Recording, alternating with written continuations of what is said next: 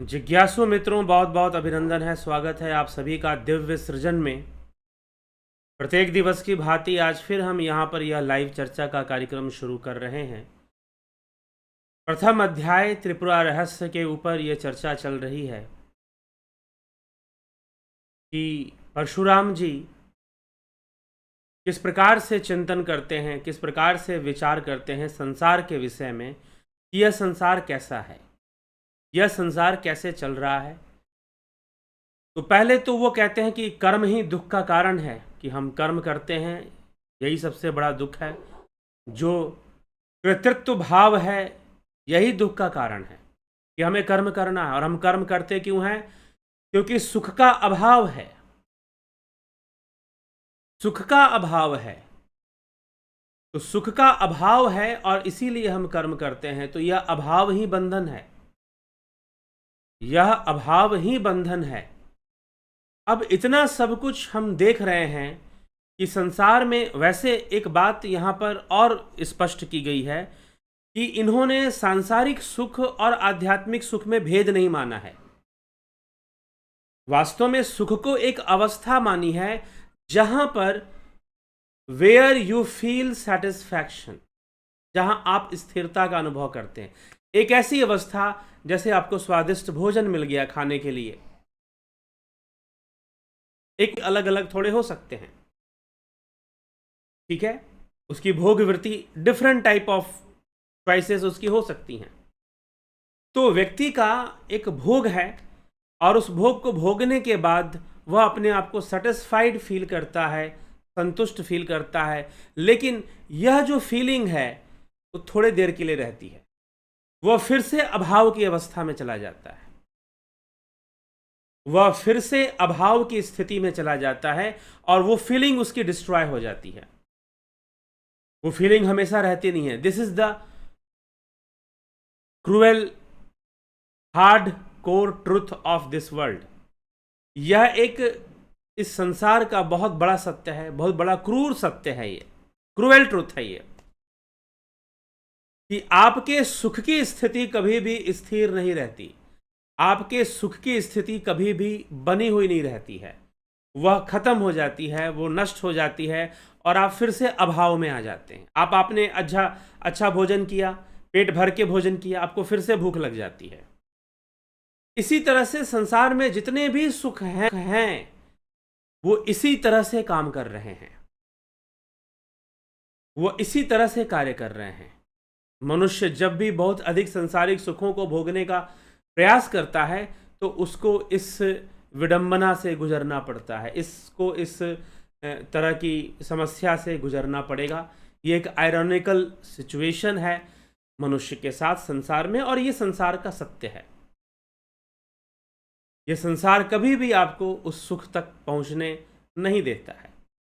अब दुर्भाग्यपूर्ण क्या है? दुर्भाग्यपूर्ण क्या है कि इतना देखने पर भी ऐसा नहीं कि यह सत्य सामने नहीं है, ऐसा नहीं कि परशुराम ही इस सत्य को देख पा रहे हैं।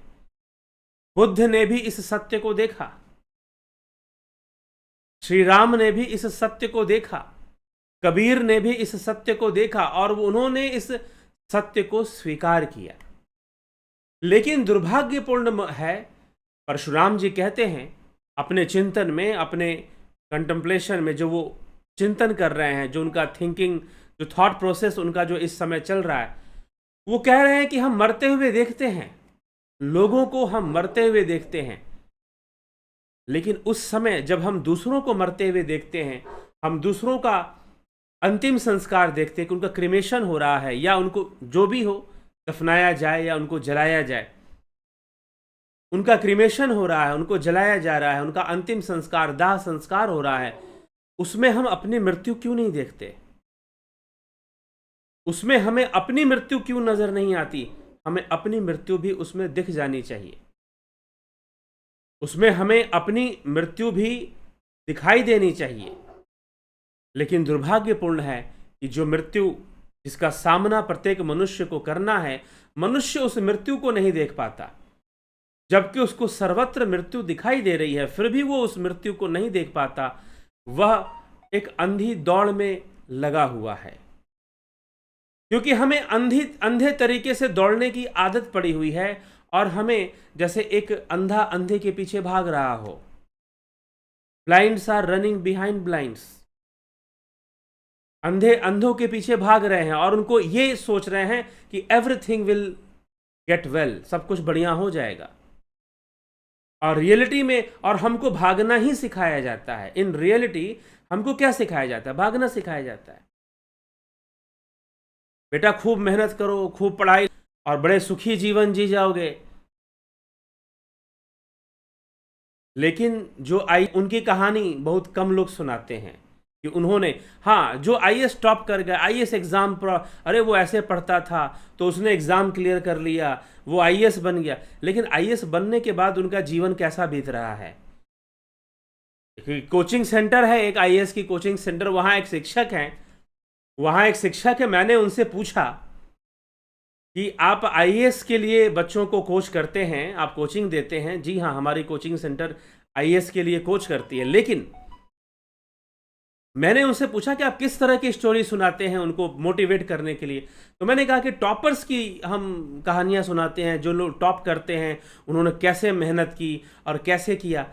मैंने कहा कि आप उसके बाद की कहानी सुनाते हैं कि वो आईएएस बनने के बाद वो कहीं पर डिस्ट्रिक्ट मजिस्ट्रेट बनता है, फिर वो कहीं सेक्रेटरी बनता है, और ओवरऑल उसकी लाइफ कैसी जाती है, कहाँ वो सस्पेंड हो जाता है, कहाँ उसको निकाल दिया जाता है जॉब से, कहाँ पर उसके जो मंत्री जी हैं उसकी इंसल्ट करते हैं ऑन द स्टेज। ठीक है, अभी कहीं पर ऐसे घटना घटी कि एक मिनिस्टर ने ऑन स्टेज जो है अपने सेक्रेटरी का इंसल्ट किया। सेक्रेटरी कौन था? एक आईएएस ऑफिसर था। तो क्या आप ये सब कहानियां भी सुनाते हैं? क्या ये जो रियलिटी है उसको भी सामने लाते हैं? होने को तो ऐसे बहुत सारी चीजें हैं, ठीक है, अब बहुत सारी नेगेटिव स्टोरीज हैं, एक नेगेटिव स्टोरीज नहीं है। लेकिन हमारा काम है लोगों को ड्रीम्स बेचना, लोगों को सपने दिखाना। और ऐसी बात नहीं है कि यही लोगों को सपने दिखाते हैं। मैं देखता हूं जो आश्रम है, जो आध्यात्मिक आश्रम, जो धार्मिक आश्रम है, जो गुरु जी लोग हैं, वो भी तो यही सिखा रहे हैं ना, ये आओ बेटा तुम्हारा रोग दूर हो जाएगा, तुम्हारी सारी बीमारी दूर हो जाएगी, तुम्हारी नौकरी लग जाएगी, ये हो जाएगा, वो हो जाएगा। जैसे वो कभी मरेंगे ही नहीं अब गुरु जी से जुड़ने के बाद, कभी कोई बीमारी पकड़ेगी ही नहीं। जैसे सबसे बड़ी बीमारी तो ये है कि क्षण क्षण ये उम्र बढ़ रही है, आयु क्षीण हो रही है।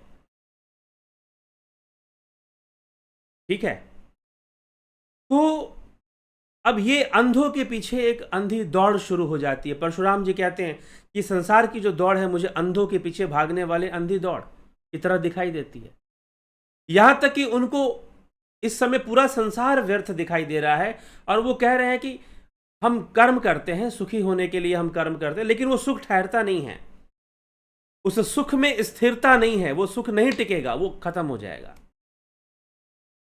और फिर से एक अभाव की स्थिति बन जाएगी। फिर हम कर्म करेंगे, और हमें यही सिखाया गया है कि भाई बार बार तुम कर्म करते रहो, बार बार तुम कर्म करते रहो, और तुम भागते रहो, दौड़ते रहो। तो हमें कभी ये नहीं सिखाया जाता है क्या इन सब से हटकर भी कोई मार्ग है। वास्तव में परशुराम जी वही मार्ग चाहते हैं। परशुराम जी के मन में एक असंतोष है, इतनी तपस्या करने के बाद भी उनके मन में एक असंतोष है। बहुत सारी रिद्धि सिद्धियों के लिए यह पूजा पाठ या जो किया जाता है उसको भी उसकी भर्त्सना करते हैं। वो आगे अभी हम जब दूसरे अध्याय में जाएंगे तो उसकी भर्त्सना करते हैं और कहते हैं कि यह भी तो एक वही व्यापार चल रहा है, यह भी तो एक सांसारिक कर्मों का व्यापार जो चलता है, वहां यहां भी तो वही व्यापार चल रहा है। अगर हम पूजा पाठ भी बहुत करते हैं तो वहां भी उसी तरह का व्यापार मनुष्य किए जा रहा है। तो हमारी जो एंड है वो कैसे होगी, और हम स्थिरता को कैसे प्राप्त करेंगे, हम पूर्ण सुख को, शाश्वत सुख को कैसे प्राप्त करेंगे। उपनिषदों में जैसे शाश्वत सुख की चर्चा आती है, इस्तेसाम सुखम शाश्वतम नेत्रे शाम, इस्तेसाम सुखम शाश्वतम नेत्रे शाम, की शाश्वत सुख की प्राप्ति होगी योग मार्ग से। तो परशुराम जी देख रहे हैं कि मनुष्य अंधों की तरह, और ट्रेनिंग भी अंधों की तरह भागने की ही दी जा रही है। जितनी ट्रेनिंग्स दी जा रही हैं वो सब अंधों की तरह भागने की दी जा रही हैं। कोई आदमी को ये नहीं सिखा रहा है कि उसे वास्तविक सुख तक कैसे पहुंचना है, रियल हैप्पीनेस तक उसे कैसे पहुंचना है, कैसे उसे अपने लाइफ के को उस गोल तक पहुंचाना है।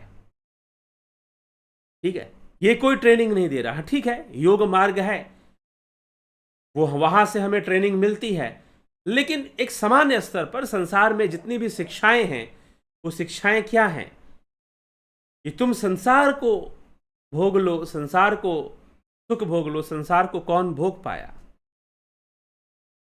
संसार को भोग कर मनुष्य स्टेबल होना, बेचारे खुद लगे हुए हैं अपने कार्य में, अपने कर्म में। हाँ, क्योंकि हमें बाहरी दृष्टिकोण से हम देखते हैं कि भाई फलाने व्यक्ति के पास, इसीलिए यहां पर परशुराम जी ने एक बात स्पष्ट कर दी है। वो धन की बात नहीं कर रहे हैं। कोई धनी हो सकता है, कोई गरीब हो सकता है, लेकिन धनी होने के बाद भी वो सुख की तलाश में फिर भी लगा हुआ है। और जो गरीब है, जो भिखारी है, वो भी सुख की खोज कर रहा है। वो धन में सुख को ढूंढ रहा है कि मुझे बहुत धन मिल जाएगा, उस धनी व्यक्ति के समान मुझे बहुत धन मिल जाएगा तो मैं सुखी हो जाऊंगा। और वो जो बहुत धनी हो चुका है, उसके सामने दूसरे चैलेंजेस हैं। कई बार तो वो अपने धन को लेकर ही कि मैं अपने धन को कैसे रक्षा करूं, कैसे अपने धन को मैं बचा के रखूं, उसकी रक्षा करूं, उसको मैं प्रोटेक्शन दे सकूं, वो उसको लेकर बहुत परेशान है। और कई बार उसको भी और अधिक धन चाहिए कि और अधिक धन होगा तब मैं चीजों को स्टैब्लिश कर पाऊंगा, बहुत सारी चीजों को मैं बना पाऊंगा। ठीक है, तो वो स्वयं भी एक, समझिए कि एक ऐसे सिचुएशन में जिए जा रहा है, उसके पास भी रास्ता साफ नहीं है। जैसे फॉग होता है ना, कोहरा हो जाता है ठंड के दिनों में, तो जब फॉग होता है तो उसमें हम कैसे ट्रैवल करते हैं, हमारे पास क्लियर विजन नहीं होता, क्लियर रास्ता नहीं होता, लेकिन फिर भी हम धीरे धीरे आगे बढ़ते हैं। तो मनुष्य का जीवन अंधे के समान, वो बस तुक्का लगाकर अपना जीवन जी रहा है कि ऐसे हम पूरा सुखी हो जाएंगे, वैसे हम पूरा सुखी हो जाएंगे। खुद का सुख उसे नहीं मिलता है, दूसरों के जीवन को भी, दूसरों की लाइफ को भी डिस्टर्ब करता है, दूसरों की लाइफ को भी डिस्टर्ब करता है। ठीक है, तो ये सिचुएशन यहां पर क्रिएट होनी शुरू हो जाती है, इस तरह की सिचुएशन यहां पर आनी शुरू।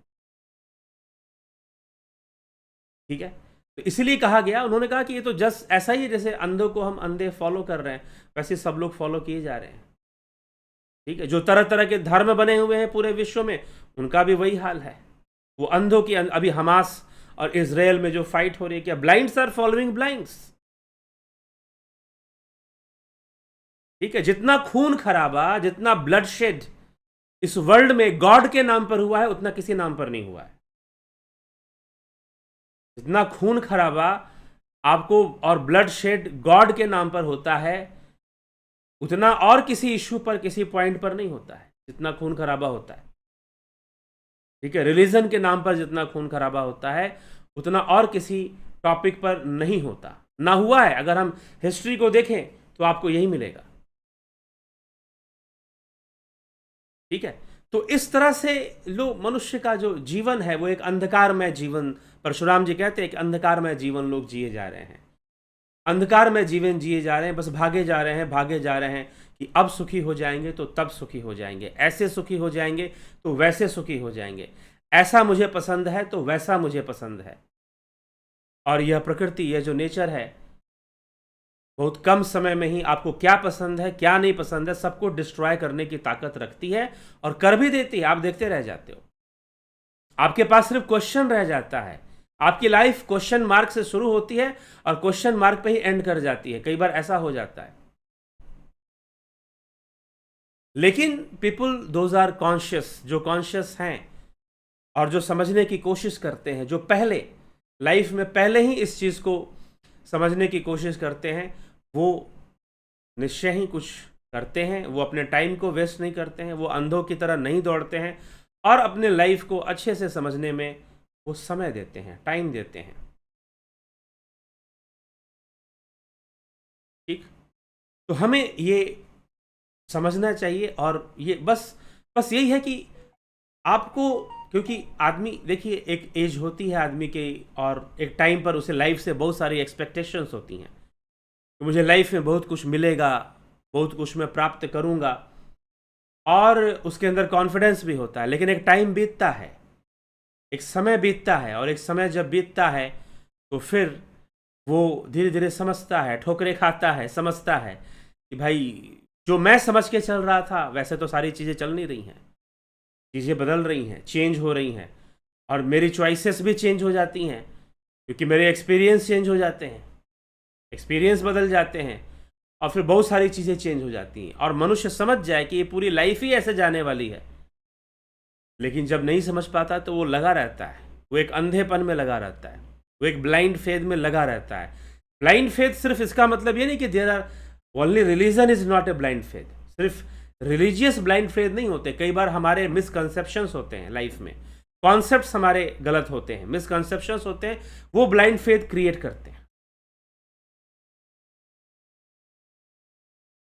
वो जो है ब्लाइंड फेथ क्रिएट कर देते हैं, और वह जो ब्लाइंड फेथ है जब क्रिएट हो जाता है, जब तक डिस्ट्रॉय नहीं होगा तब तक आदमी उस अंधकार में घूमता रहता है, अंधेरे में घूमता रहता है। तो मनुष्य अपने आप को स्टेबल, और ये नेचर ऐसी है कि आपको मैंने पहले भी एक वीडियो में बताया था कि नेचर डेंट देती है। जैसे आपके कार में कभी चलते चलते डेंट आ जाता है ना, तो चिंता मत कीजिए, आप कितना भी परफेक्ट अपने लाइफ को ले जाइए, वो डेंट मार देगी। कहाँ तक भागेंगे आप? वो कुछ ना कुछ ऐसा सिचुएशन क्रिएट कर देगी नेचर की, आप सोचने के लिए मजबूर हो जाएंगे, विवश हो जाएंगे कि भाई ये क्या चीज़ चल रही है, ऐसा क्यों हो रहा है। हम तो अपनी तरफ से सब ठीक कर रहे हैं, हम तो हर चीज़ अपने हिसाब से करना चाहते हैं, लेकिन फिर भी चीज़ें उस ढंग से नहीं चल रही हैं जैसे हम चलाना चाहते हैं। नहीं चलेगी, क्योंकि आपका वही बात है कि आप अभी भी उसी रास्ते पर हैं जिसको कहा जा सकता है कि ब्लाइंड्स आर फॉलोइंग ब्लाइंड्स, अंधे अंधों का अनुसरण कर रहे हैं। जब तक आप ये नहीं रोकेंगे, और आप ये लेसन कहाँ से लेते हैं? क्योंकि आपको यही लेसन मिलता है, आपको स्कूल में, कॉलेज में, फैमिली में आपको यही सिखाया जाता है। आपको ये सिखाया नहीं जाता कि लाइफ की मिस्ट्री क्या है, और थोड़ा बहुत लाइफ में धोखा खाना भी ज़रूरत है, ज़रूरी हो जाता है आदमी के लिए, क्योंकि जब तक वो धोखा नहीं खाएगा तब तक रियलाइज कैसे करेगा, ताकि वो रियलाइज करना सीख सके। तो इसलिए प्रकृति हमें इस ढंग से जीवन देती है, लेकिन कई बार ऐसा होता है कि आदमी को धोखा भी खाता है फिर भी रियलाइज नहीं करता है। तो क्वेश्चन मार्क उसके लाइफ में हमेशा रहेगा, और एंड पॉइंट तक रहेगा, डेथ तक उसके दिमाग में क्वेश्चन लेकर ही मरेगा। जिन्होंने एक्सप्लोर नहीं किया, जिन्होंने सेल्फ एक्सप्लोरेशन नहीं किया, आत्मअन्वेषण नहीं किया, स्वयं को जानने की कोशिश नहीं की, ठीक है। तो भारतीय सनातन धर्म जो है वो स्वयं को जानने की बात करती है। तददृष्टु स्वरूपे अवस्थानाम, आप अपने स्वरूप में जाकर स्थित हो जाइए, आप अपने स्वरूप में जाकर स्थित हो जाइए। You should stay in your real self, you should reside in your real self. आपका रियल सेल्फ क्या है, और उस रियल सेल्फ में पूर्ण संतुष्टि है, वहां स्टेबिलिटी है, वहां पर आनंद है, वहां आपके जीवन में सुख है, वहां पर आपके जीवन में शांति है। आप आनंदित रहेंगे, आप सुखी रहेंगे, आप शांत रहेंगे, ठीक। तो आपको, हमें खुद को जानने की कोशिश, इसलिए योग मार्ग हमें सेल्फ एक्सप्लोरेशन में लगाता है, ध्यान में लगाता है कि हम ध्यान सीखें, मेडिटेशन सीखें हम, और अपने आप को, स्वयं को हम जानने की कोशिश करें, अपने आप को जानने की कोशिश। इस कोशिश में हमें लगे रहना चाहिए, इस कोशिश में हमें बने रहना चाहिए। तो यही लाइफ, तभी जाकर हम अपने जीवन को, और परशुराम जी वही काम कर रहे हैं। परशुराम जी अपने इस प्रश्नों को लेकर भगवान दत्तात्रेय के पास जाते हैं, संवर्त मुनि के पास गए, लेकिन वो उन्हें कहते हैं कि तुम वहाँ पर चले जाओ और वो तुम्हें अवश्य समय देंगे। जाते हैं भगवान दत्तात्रेय के पास, और भगवान दत्तात्रेय से फिर प्रश्न करते हैं। कैसे प्रश्न को करते हैं हम उसे समझने का प्रयास करेंगे, ठीक है। तो अंत में परशुराम जी का यही चिंतन है कि मनुष्य अंधों की भांति अंधों के पीछे भाग रहा है, और दुर्भाग्यपूर्ण ये है उसको सारी प्रेरणाएं और सारी शिक्षाएं अंधों की तरह भागने की ही मिल रही हैं। उसको कोई दूसरा टीचिंग नहीं मिल रहा है, उसको कोई दूसरा लेसन नहीं मिल रहा है, ठीक है, उसको कोई दूसरी शिक्षा नहीं मिल रही है। तो फिर वो उसी चीज़ को एक्सेप्ट कर रहा है, उसी चीज़ को स्वीकार कर रहा है। उसके लिए क्या किया जा सकता है? तो इसलिए जो है इस बात को समझकर अपने जीवन को समझना चाहिए, और इस जीवन को समझकर हमें जीवन को बेहतर तभी हम बना पाएंगे जब हम ट्रुथ को एक्सेप्ट करते हैं, जब हम सत्य को स्वीकार करने के लिए तैयार हैं, तो निश्चय ही हम एक बहुत ही बेहतरीन जीवन को जी पाते हैं। तो चलिए, इसी के साथ आज की चर्चा को हम यहाँ चर्चा को विराम नहीं दे रहे हैं, इस विषय को हम विराम देंगे और आपके कमेंट्स को हम देखेंगे और उस पर हम चर्चा कर सकते हैं। अगर आपने कुछ विशेष कमेंट किया होगा, नवज्योति नाथ जी बहुत अभिनंदन है आपका, राजू पाल जी, योगेश खैरनर, संतोष कुमार, चित्रंजन बरुआ, सतीश मास्टर जी, शिव शक्ति, शंकर प्रसाद, मनोज साई, गोविंद प्रसाद नीमा जी, सविता नायक जी, रतन सिंह जी, कमलेश खैरनर, मिथिलेश सिंह, पलकधारी राजभर, अवनी प्रधान, स्मिता सावंत, राम गोपाल जांगीर, जगत नारायण, तीरथ दास साहू, नूतन भट्ट, एके त्यागी, शिखर शर्मा, घनश्याम सरोदे, विनोद के सूद, प्रेम सागर यादव, ब्रह्म कुमारी की वाणी, सुलेखा देवी जी, गुरु जी की क्या आप लाइव योग सिखाते हैं? ध्यान योग का कोर्स चलता तो है। श्वेता राय जी, किम सुनार जी, रामविलास जी, पलकधारी राजभर, माधुरी कोले जी, रामविलास जी, आशा रानी जी बहुत अभिनंदन है, अमन कक्कर, प्रभु दत्त शर्मा, जे जायसवाल, विष्णु चंद्र मौर्य, जलाराम रायका, अमित सचन, दिनेश भाई डाबी, गंभीर शाह, दयानंद जी, विमला शाह, मृदुला कुमारी जी। कोर्स हमें सेल्फ एक्सप्लोरेशन की ओर ले जाती है। हमें ध्यान योग का जो कोर्स है वो सेल्फ एक्सप्लोरेशन की ओर ले जाती है, हमें जीवन को बहुत गहराई से देखने की समझ पैदा करती है कि हम जीवन को और अच्छे से हम समझ पाएँ। तो आपको यह ध्यान योग का जो कोर्स है ये अवश्य करना चाहिए। ये बहुत ही लाइफ सपोर्टिंग कोर्स है, ये लाइफ में एक बहुत बड़ा सपोर्ट है। कुछ लोगों ने, मुझे आज बहुत खुशी है कि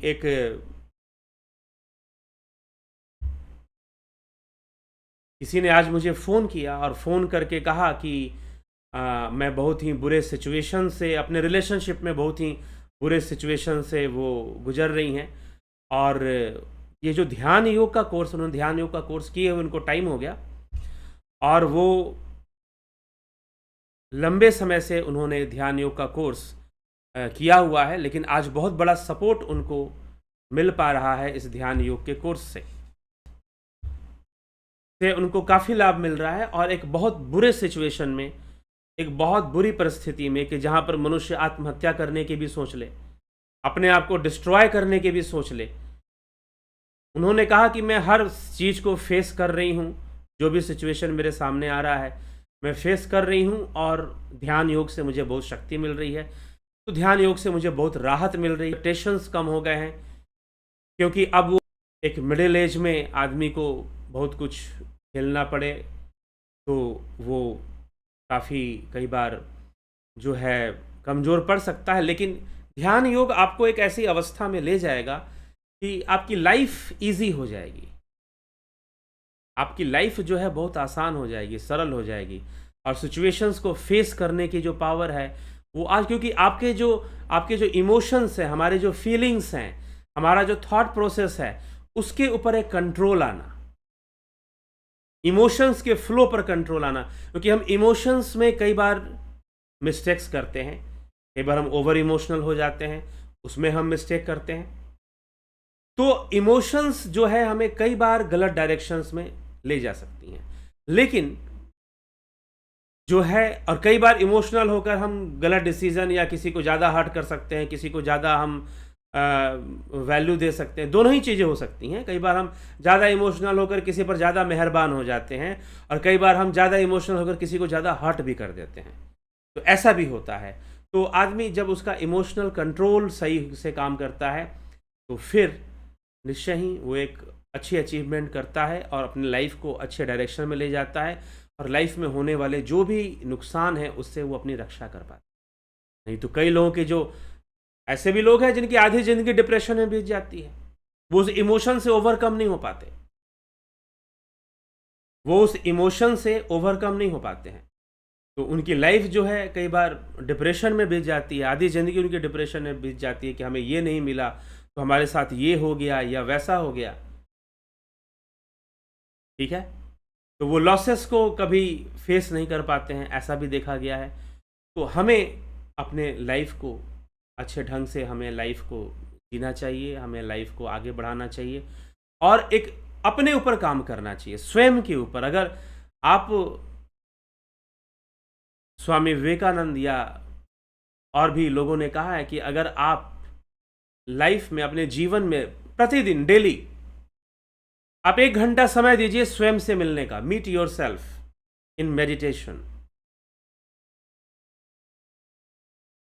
ठीक है? तो आप पाएंगे कि आप दुनिया के सबसे अनोखे व्यक्ति से मिल रहे हैं, ऐसा उन्होंने प्रेरित करते हुए कहा है। तो हमें जरूर अपने लिए समय देना चाहिए, जिससे कि हम सेल्फ डेवलपमेंट, अपनी कॉन्शियसनेस को डेवलप कर सकें, अपने थॉट प्रोसेस, अपने इमोशंस, इन सब को अपने कंट्रोल में हम ले सकें, हमारा कंट्रोल हो हमारे इमोशंस पर।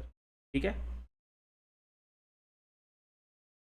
सर, ये संसार छल कपट, धोखाधड़ी और लुटेरों से भरा पड़ा है, जो हमने प्रैक्टिकल हमारे सब कुछ झेल चुका हूँ। ठीक है, अच्छे लोग भी हैं, बुरे लोग भी हैं, दोनों ही हैं।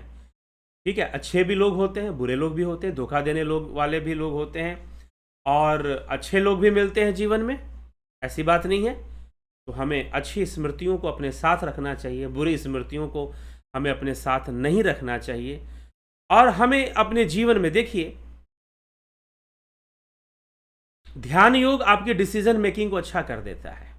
कुछ लोग पूछते हैं कि ध्यान योग से क्या होगा? हमारे डिसीजन मेकिंग्स को वो बेहतर करता है, अच्छा करता है। और इमोशनल कंट्रोल को ले आ पाना हमारे लिए आसान हो जाता है, जो कि बहुत जरूरी है कि आपके भीतर आपके इमोशनल कंट्रोल हो। ठीक है, आप अगर इमोशनली अपने कंट्रोल में नहीं हैं, अगर आपके इमोशंस कंट्रोल में नहीं हैं, तो आप एक बहुत अच्छी लाइफ तो जीने वाले नहीं हैं। पहले तो आप ये समझ लीजिए, क्योंकि आपके इमोशंस ही आपको हर्ट करेंगे, आपके इमोशंस ही आपसे रॉन्ग डिसीजन दिलवाएंगे, आपके इमोशंस ही आपको रॉन्ग ऐसे सिचुएशंस में ले जाएंगे। तो इसीलिए इसे कहा गया भव सागर, भाव निवृत्ति। ठीक है, ध्यान योग आपको सबसे ज्यादा सपोर्ट करता है। आप अपने आप को, क्योंकि आप यहां पर साक्षी भाव से, दृष्टा भाव से देखते हैं, आप खुद को देखते हैं कि मैं कौन हूं, हु एम आई, मैं कौन हूं, क्या मैं इमोशन हूं, क्या मैं थॉट हूं, क्या मैं फीलिंग्स हूं? No, I am not feelings, I am not emotions, I am not thoughts, I am something beyond this state. I am not mind, I am not intellect, मनोबुद्धि अहंकार चित्तानि नाम। ना मैं मन हूं, ना मैं बुद्धि हूं, ना मैं चित्त हूं, ना मैं अहंकार हूं। आई am not ego, I am not senses, मैं इंद्रियां भी नहीं हूं। ये जो इंद्रिया, जो सेंसरी वर्ल्ड है, ये कौन क्रिएट करता है? सेंसेस क्रिएट करती हैं। ये आपको बुद्ध के फिलॉसफी में भी मिलेगा, इमैनुअल कांट की फिलॉसफी में मिलेगा, आपको वेस्टर्न फिलॉसफी में भी कई ऐसे फिलोसोफर्स हैं जिन्होंने बार बार रिपीटेडली कहा है कि this world is created by our sense organ. हमारे जो सेंस ऑर्गन इस वर्ल्ड को क्रिएट करते हैं। और बायोलॉजी आप पढ़ लीजिए, अगर आप बायोलॉजी पढ़ेंगे तो बायोलॉजी भी यही कहती है कि टंग्स में ग्लैंड्स होते हैं, टेस्ट ग्लैंड्स होते हैं। बिटर टेस्ट को करने का हमारे टंग में एक पार्ट होता है जो कि बिटरनेस को टेस्ट करता है, स्वीटनेस को टेस्ट करता है, सॉल्टनेस को टेस्ट करता है। ठीक है, तो होता है टेस्ट करने का। It means tongue is creating taste, not food is creating taste, but tongue is creating taste. Eye is creating vision. ये आंखें हमें दिखा रही हैं, और जो दिखा रही है हम देख रहे हैं। बहुत सारी चीजें हैं जो ये आंखें देख नहीं सकती, लेकिन हैं, वो एग्जिस्ट करती हैं। तो जो हमारे सेंस ऑर्गन है, हमारे इंद्रिय जाल, इसको हम क्या बोलते हैं? इंद्रिय जाल। हमारे सेंस ऑर्गन इस वर्ल्ड को हमारे सामने क्रिएट कर रहे हैं, ना कि वर्ल्ड एग्जैक्टली वैसा है जैसा कि हमें दिखाया जा रहा है।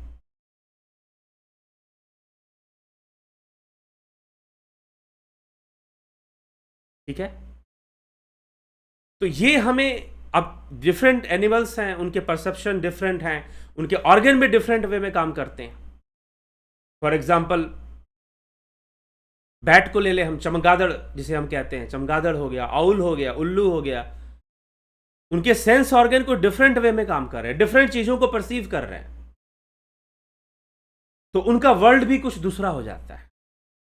ठीक है, फिजिकल वर्ल्ड में है तो 100% ऐसे तो एक फिलॉसफी ये कहती है कि every person has a different world. आप हैं, आपका हस्बैंड वाइफ है, वो दोनों की दुनिया एक जैसी नहीं है।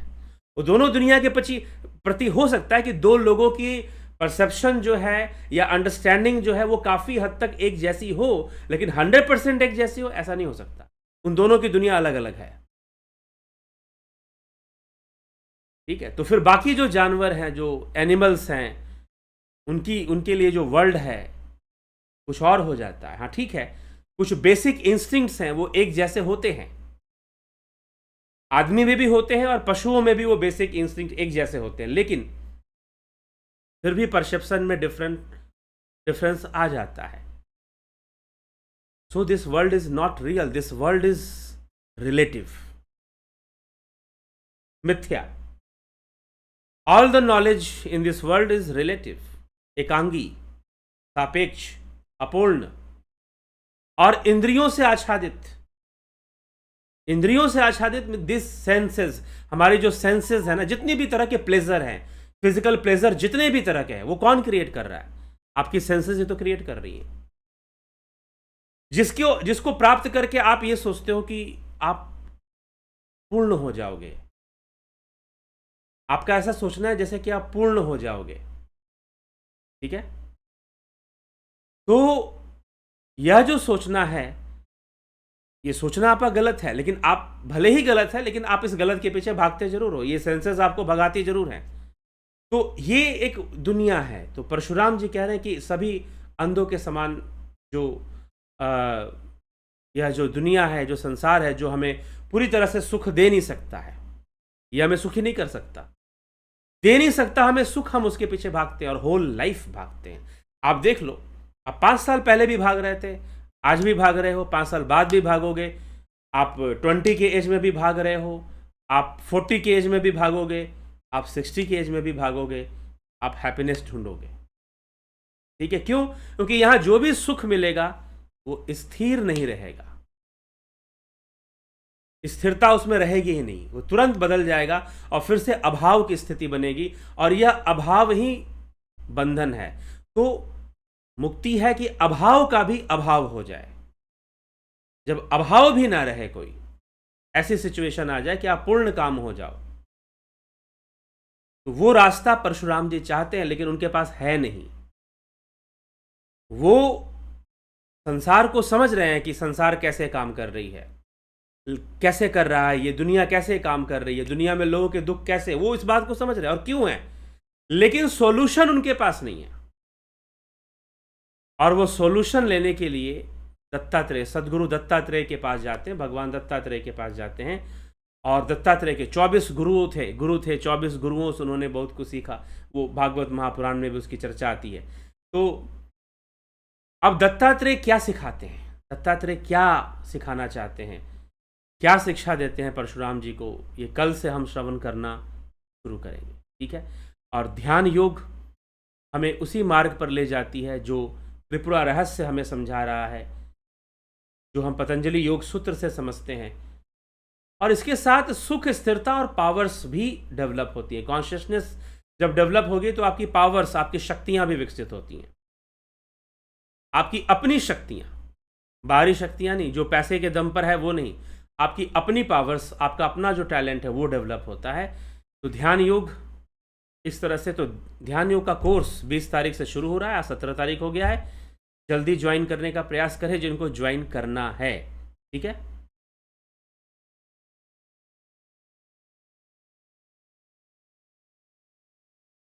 तो ये हमें थोड़ा सा यहाँ पर, सर तो मैं ऐसे सोच से अपने आप को कैसे अलग करें बताइए।